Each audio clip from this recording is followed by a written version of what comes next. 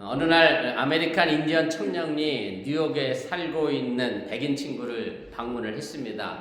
둘은 오랫동안 이제 친구였고요. 자동차와 사람들이 가득한 맨하탄 거리를 걷고 있는데 갑자기 인디언 친구가 맨하탄 거리에서 귀뚜라미 소리가 들린다라고 그렇게 얘기를 했습니다. 뉴욕에 가보셔서 아시겠습니다만은 수많은 사람들과 많은 자동차들이 오고 가는 그런 시끄러운 속에서 인디안이 귀뚜라미 소리를 들었다라고 하는데, 이 말을 들은 백인 친구가 어이없어 하면서 이렇게 시끄러운 도시 한복판에 어떻게 귀뚜라미 소리가 들리겠느냐, 말이 안 된다라고 이야기를 했다는 겁니다. 그러자 인디언 친구가 빌딩숲 사이에 있는 작은 공원으로 그 친구를 데리고 갔고, 공원에 있는 작은 나무 밑에서 들려오는 귀뚜라미 소리를 함께 듣게 됐습니다. 그러자 백인 친구는 놀라면서 자네는 시골에서 살아서 그런가 청력이 아주 좋다라고 그렇게 말해줬습니다. 그러자 이 인디언 친구가 자기가 가지고 있는 50센트 동전을 공원 바닥에 아스팔트에 던졌습니다. 그러자 그 동전 소리가 땡그랑 하면서 굴러가게 되고, 그 소리를 들은 작은 꼬마 하나가 달려와서 그 동전을 주우며 돈이 생겨서 좋아하는 그런 모습을 둘이 서로 보게 됐습니다. 그러자 이 인디언 친구가 하는 말이, 내가 귀가 밝은 것이 아니라 도시에 사는 사람들의 귀가 어두워진 것이고, 문제는 어디에 관심을 두고 있느냐에 따라 귀뚜라미 소리를 못 들을 수 있고, 오히려 돈 굴러가는 소리는 잘 듣게 되는 귀가 됐다라고 그렇게 이야기를 했습니다. 물론 이 이야기는 실제로 있었던 이야기는 아닙니다만은, 지금 이 시대를 살아가고 있는 우리는 무엇을 듣고 있고, 또 내가 무엇을 듣고 싶어하고 무엇을 보고 싶어 하는지를 뼈있는 이야기로 우리에게 알려주는 그런 말씀이라 생각이 됩니다. 오늘 우리가 함께 읽은 이사야 본문을 보면 하나님은 이렇게 말씀합니다. 너희는 귀를 기울이고 내게 나와 들으라. 그리하면 너희 영혼이 살리라. 하나님의 말씀에 귀를 기울이라. 그렇게 말씀하십니다. 그리하면 우리 영혼이 살게 될 것이다 라고 하는 얘기입니다. 그런데 과연 우리는 영혼을 살리는 하나님의 말씀에 귀를 기울이고 있느냐가 문제입니다.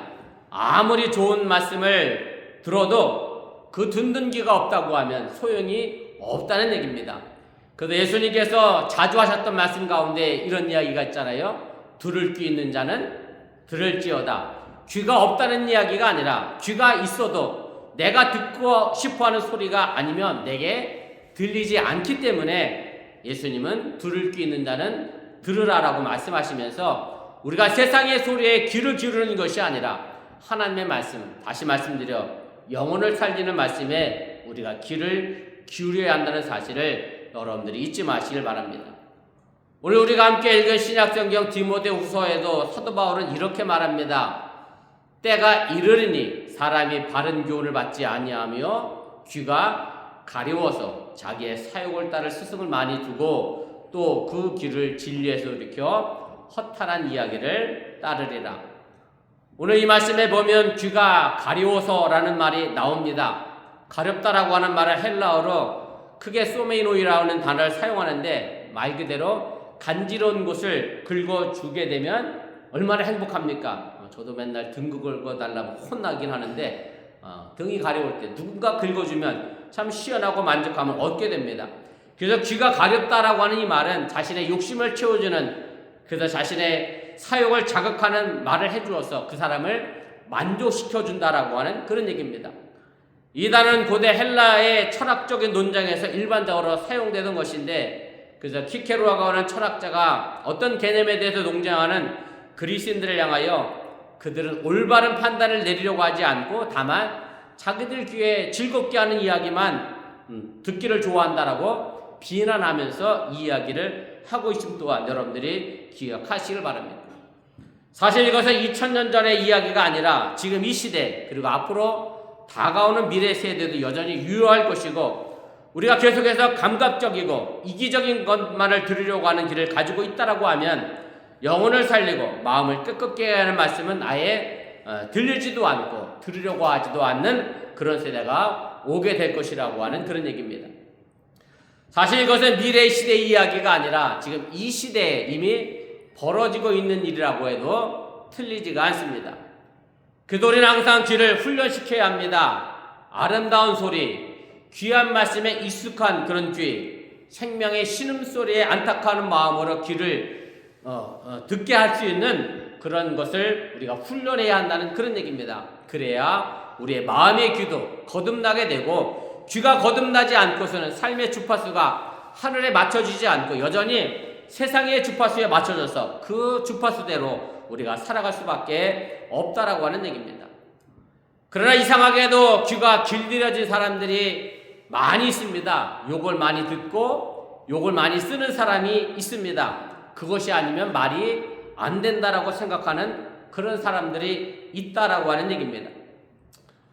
한국 정치 소식을 잠깐 전하면 여러분들도 뉴스에서 보셨을 수 있을 것 같은데, 이재명 정부가 기획예산처 장관에 아주 파격적인 인사를 했습니다. 자기 당 사람이 아닌 상대방 야당 사람 삼선 의원을 내정을 했어요.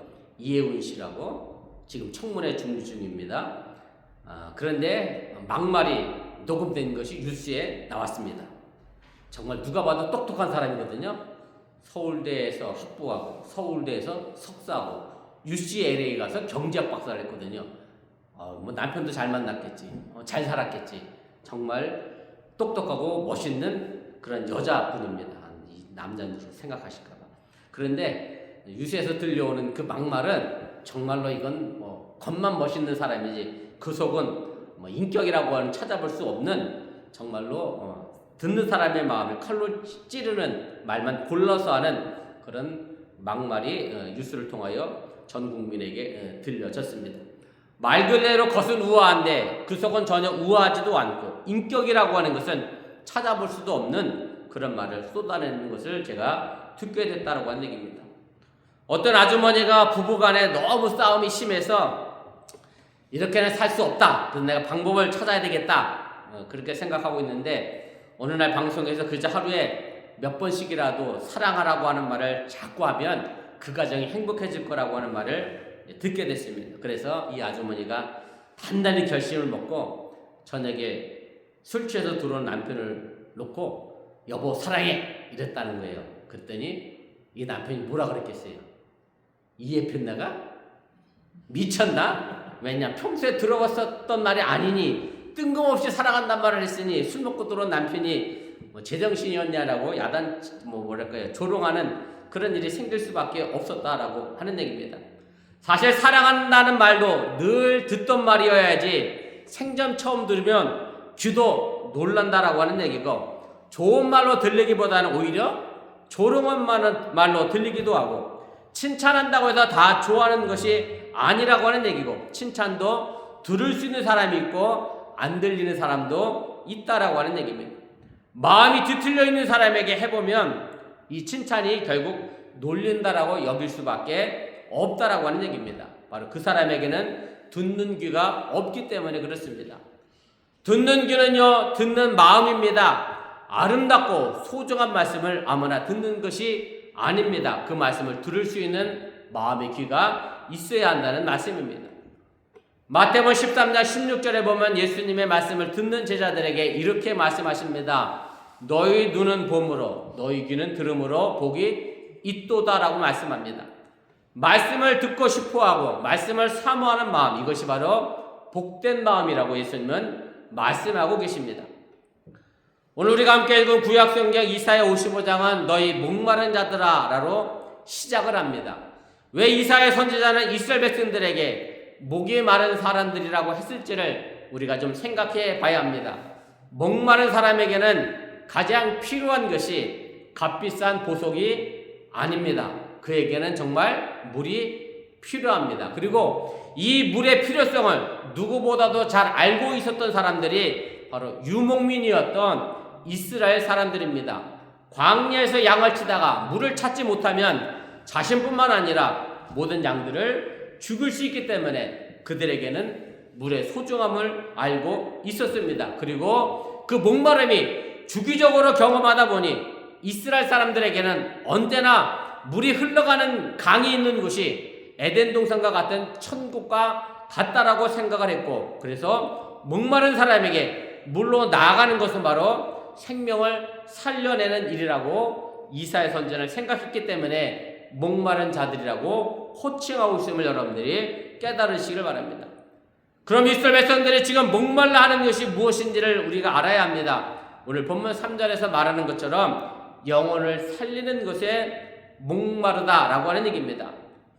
너희 목마른 자들아 라고 하는 말은 원문에 보면 너희 목마른 모든 자들아 라고 해서 모든이라고 하는 말이 있습니다. 히브리어로 칼이라고 하는 말인데 한글 성경에는 개역개정에는 지금 들어가 있는데 제가 개역 한글 성경 개역개정이 생기기 이전에는 이 모든이라는 단어가 빠져 있습니다.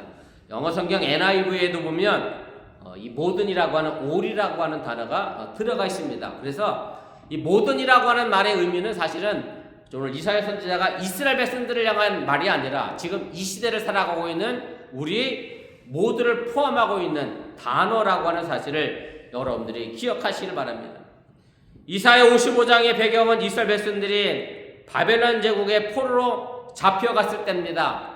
혹독한 가난과 억압 속에서 그들은 노예 생활을 하고 있었습니다. 그저 먹을 것만 배부르게 먹여주고 편하게만 해주면 무슨 짓이든지 할 수 있는 그런 때였다고 하는 얘기입니다. 그들은 이런 고통이 지난 삶 속에서 하나님을 멀리하며 이방의 감각적이고 그리고 물질주의적인 삶에 빠져 살았던 자신들에게 있다는 것을 잊어버리고 회개하지 않았습니다. 오랜 포로 생활 속에서 그들의 여호와 하나님을 향한 신앙은 메말라 버렸고 그저 노예 근성, 거지 근성만 남아있게 됐다고 하는 얘기입니다. 그래서 이제 더 이상 하나님의 말씀은 그들에게 들려오지가 않았습니다. 이제 하나님의 말씀을 듣고 싶어하는 귀가 아니었다라고 하는 얘기입니다. 그저 즐겨 먹고 배부르고 안락한 것만을 추구하는 소리만 그들에게 들려오게 됐습니다. 바로 이런 이스라엘 백성들의 모습을 보며 하나님은 자신의 백성을 다시 모으십니다. 하나님은 단지 민족적인 선택을 하는 것이 아닙니다. 그러기에 이스라엘 백성에게 국한하지 않고 너희 목마른 모든 자들이라 라고 말씀하고 있습니다. 영혼을 살리는 것에 목마른 자들, 그것이 이방인이건 그 누구건 상관없이 모두가 다 하나님의 백성임을 분명하게 말해주는 것이 이 모든이 의미하고 있는 단어라고 하는 사실을 여러분들이 깨달으시길 바랍니다. 신앙은 목마른 자들에 대한 답변입니다. 말씀은 영혼을 살리는 것에 절실한 사람들에 대한 응답입니다. 사실 종교나 철학은 절실한 삶에 대한 답변입니다.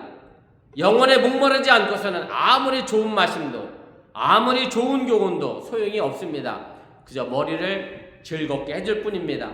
가슴으로 애타게 영혼의 성숙에 목말라하는 사람들만이 하나님의 말씀에 귀를 기울이게 된다라고 하는 얘기입니다. 여러분들이 아시는 것처럼 지금 미국이 자신의 힘만을 믿고 베네수엘라도 아일랜드도 그리고 그린랜드죠. 그리고 이란에도 군사적 개입을 하겠다고 나서고 있습니다. 지난주에 어떤 분이 그런 얘기를 하더래요. 미국에 살고 있는 우리 입장에서 생각해보면 뭐 그리 나쁘지 않다. 뭐 나쁜 일이 아닐 수 있죠. 베네수엘라의 석유가 미국으로 돌아오면 우리에게는 석유값 내려가고 좋다. 물론 내가 편안하고 잘 먹고 잘 살면 된다는 식의 사고방식이라고 생각할 수도 있습니다만은 그러나 그렇게 빼앗긴 베네수엘라는 그럼 또 어찌 살겠습니까? 나만을 생각하는 제가 요즘 오늘 아침에 그 MBC 뉴스 끝나고 나서 통일교 관련된 뉴스 스트레이트인가요? 뭐 이게 나와서 어이구 독생자 한학자 참어머니를 향하여 격리하고 절하는 저분들 머릿속에 뭐가 들었나 내가 네 연구를 해보고 싶을 정도로 사실 요즘 사람들의 생각이 너무 생각이 없는 것 같아요. 제가 왜 이 미국에 관련된 이야기도 이런 얘기를 하면서 제가 무슨 생각을 했냐면 미국에 물론 정세를 보면 미국에 살고 있는 우리 입장에서야 뭐 세계를 막 갖고 뭐 다 뺏어오면 좋겠죠.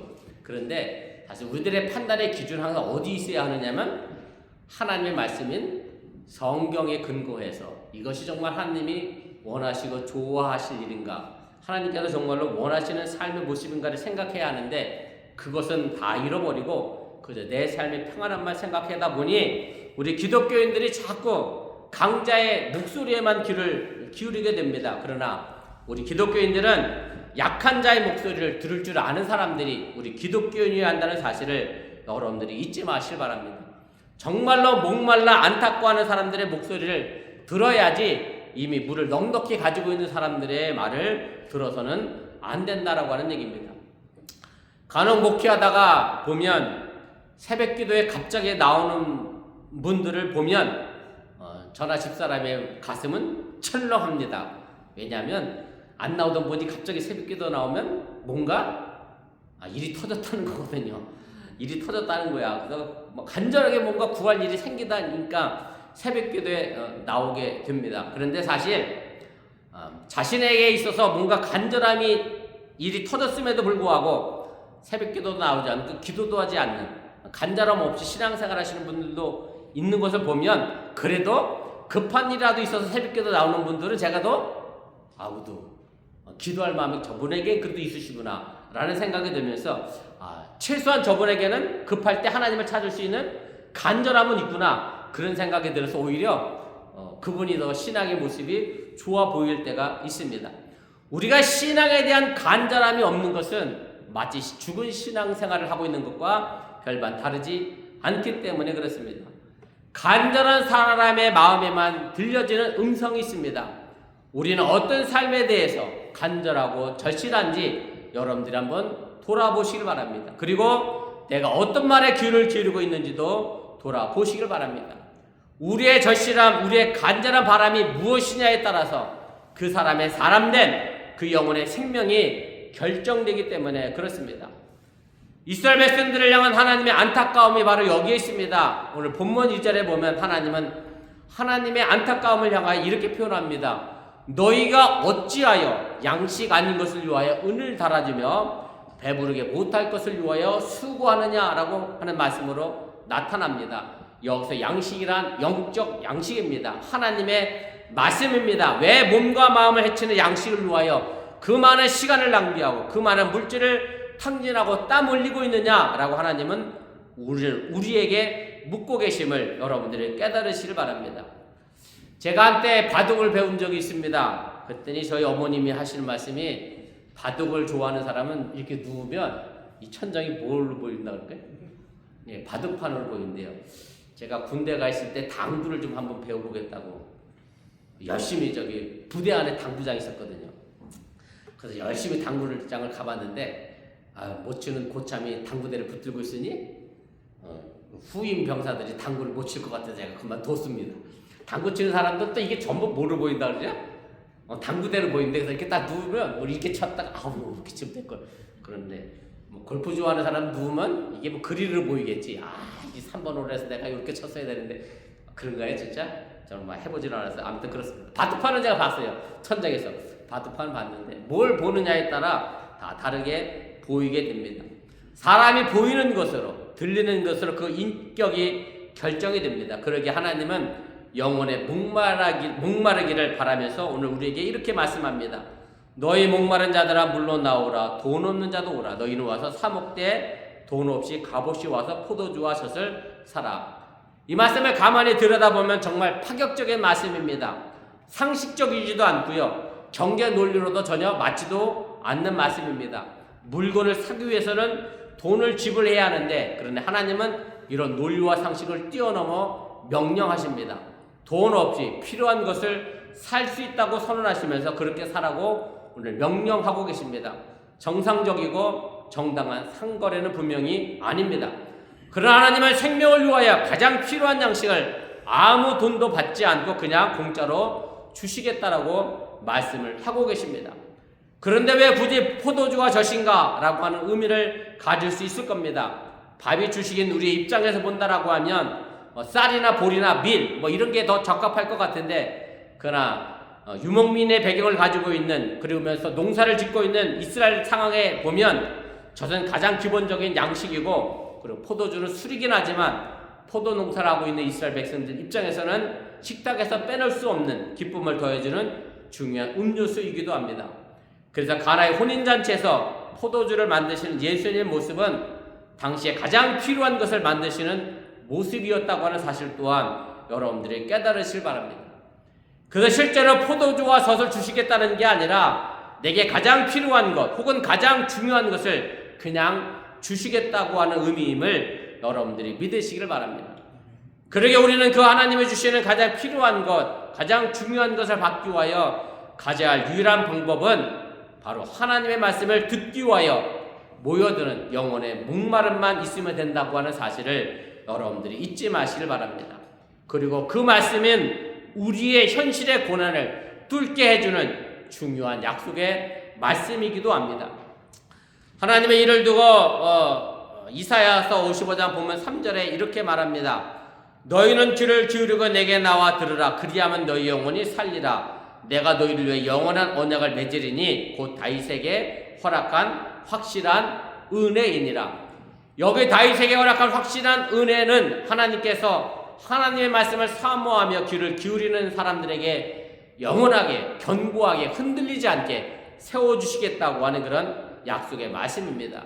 그리고 하나님의 약속의 말씀은 변하지 않습니다. 절명 중에서 소망을 보는 약속이 하나님의 말씀이고 빈곤 속에서 풍요를 보게 하는 것이 하나님의 약속의 말씀이고 무질서 속에서 질서를 보게 하는 약속임을 여러분들이 믿으시기를 바랍니다.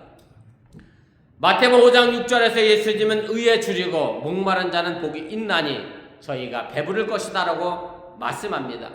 오늘 여러분들이 이 자리에 찾아온 것은 바로 말씀을 듣기 위하여 찾아왔습니다. 그 말씀에 목말라 하기에 바로 여러분들이 이 자리에 있다라고 하는 사실을 기억하시고 귀를 기울이고 하나님께 나와 들으려고 하는 여러분들이 바로 복된 사람임을 또한 믿으시기를 바랍니다.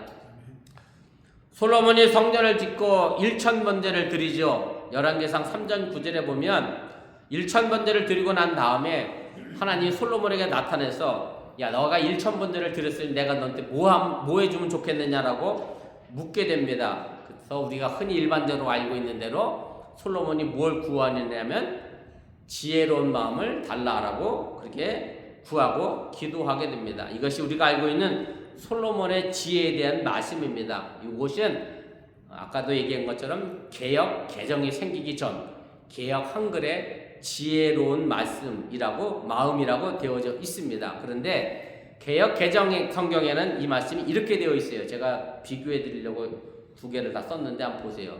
오늘 개역 개정 지금 우리가 읽고 있는 개역 개정 성경은 이렇게 되어 있어요. 누가 주의 이 많은 백성을 재판할 수 있사오리까 듣는 마음을 종에게 주사 이렇게 돼 있어요.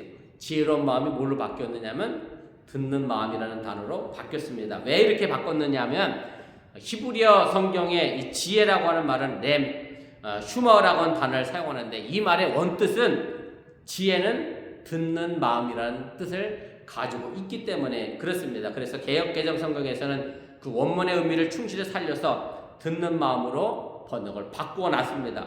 결국 지혜는 뭐냐면 들으려고 하는 마음입니다. 듣는 마음입니다.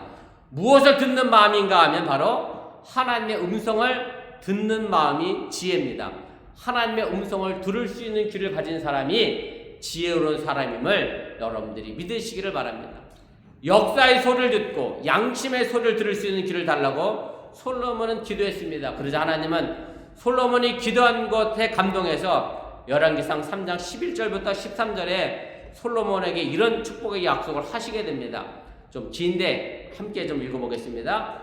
이 하나님의 그에게 이르시되 내가 이것을 구하도다. 자기를 위하여 장수하기를 구하지 아니하며 부도 구하지 아니하며 자기 원수의 생명을 멸하기도 구하지도 아니하고 오직 성사를 듣고 분별하는 지혜를 구하였으니 내가 내 말대로 하여 내게 지혜롭고 총명한 마음을 주노니 내 앞에도 너와 같은 자가 없었거니와 내 뒤에도 너와 같은 자가 일어남이 없으리라. 내가 구하지 아니한 부귀와 영광도 내게 주노니 내 평생의 왕들 중에 너와 같은 자가 없을 것이다. 솔로몬이 지혜, 다시 말하면 듣는 마음을 구했을 때 하나님께서 내려주신 축복의 내용입니다.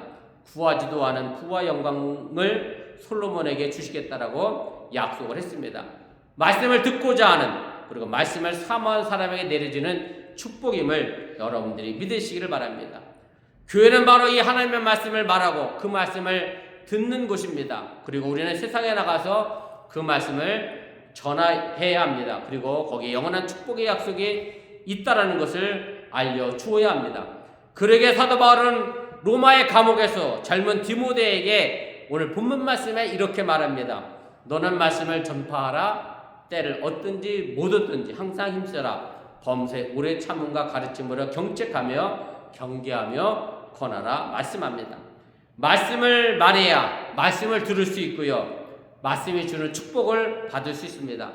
말씀을 전할 입과 말씀을 들을 귀를 가지고 다시 거듭나게 하는 것, 이것이 바로 교회의 교육임을 여러분들이 잊지 마시기 바랍니다. 물론 여기에는 오랜 참음이 있어야 합니다. 여기에는 자신의 죄를 깨닫게 하는 아픔도 동반하게 됩니다. 말씀은 우리 자신의 죄된 실상을 보도록 경책하고 우리의 입과 귀를 더럽게 하는 것을 경계하게 합니다. 그래서 어찌 보면 아픔도 있습니다. 그러나 약속이 있는 아픔입니다. 이 약속에 대한 믿음, 그 아픔을 견디게 해줄 수 있다고 하는 사실을 여러분들이 잊지 마시길 바랍니다.